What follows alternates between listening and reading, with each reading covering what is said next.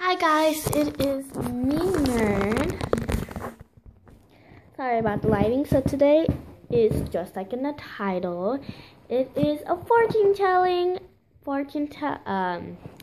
origami fortune thingies, and how to do it. So what you're going to need is obviously paper. It doesn't matter what kind. It can be like the line paper. You don't need to use that, but you see I have this lined one that I got from my science book. So what you need are the dimensions of, hold on, let me just measure this out. 6.5 inches for each side. 6.5 inches here, 6.5 inches here, 6.5 inches here, and 6.5 inches here. So you need 6.5 inches on all four sides, and then after that, cut it out. Then what you're going to do is that you do not necessarily need to write it all in quite yet, but if you are, here is what the white blank square dimensions are. So the inner white square dimensions are 4.5 inches on each side. So because there are 4.5 inches, the other extract are all going to be, one corner is the base, and the two tiny triangles are also going to be the numbers. So after you get this down, you want to start with the folding. So what you want to do is have the first half about 1 1/3 of the top part, and just fold it frontwards, just like that. Squeeze it and then fold it back up, and then do that for every side. Yep, 1 3/4 of it all. Yep, do all of that. And now what you want to do is turn all the tiny extract, the part that is not the 4.5, and fold it all this stuff backwards. Crease, and do it for all the rest.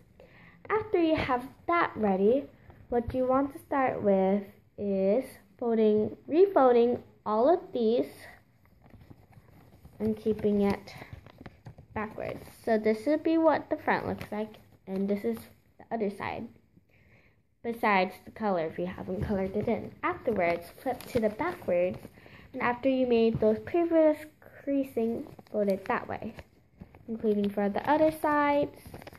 And I apologize for the confusing motion. After that, this is one side with all the numbers and the other sides. So right now is the time where you need to write everything down. So we have the four corners. You can write anything down. This is a weather one. After you write all the four things down, start doing the numbers. It doesn't really matter what order you do them. There should be at least 8 and one small triangle. And after that, fold it up and then write it down here.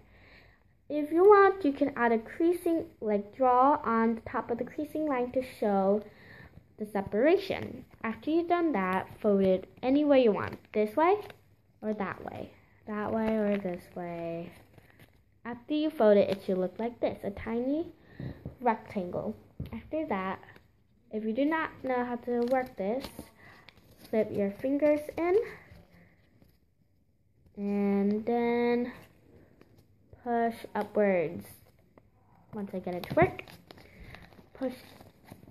Might not always work on the first try, so try to slowly balance it out, fold it out, and boom, there you have it. Now here's a review of the one I made myself by copying that in size. Here's mine. I call it the emotion fortune teller. So the four emotions I have are happiness, anger, tears, and embarrassment. Usually it's inside out, but I don't want to do disgust because I have no idea what that looks like. And tears is technically sadness, but I like how to do tears better than sadness.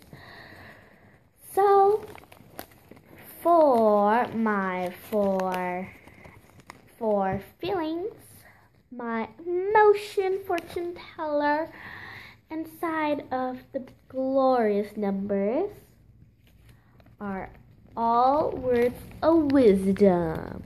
Dun, dun, dun. 1, 2, 3, 4, 5, 6, 7, 8. I also color coded it as well. So for number 1, please excuse my writing. See, all of that is all writing. I also added dimensions, even though they're all color coded. So please waste your time and listen to me talk. So for 1, it is color yellow. If you can see that, yellow. Oops, yellow. So what it says is, if you were to pick one with me, okay, so say that you're doing with me and you picked out of the 1 through 8, these are what you get.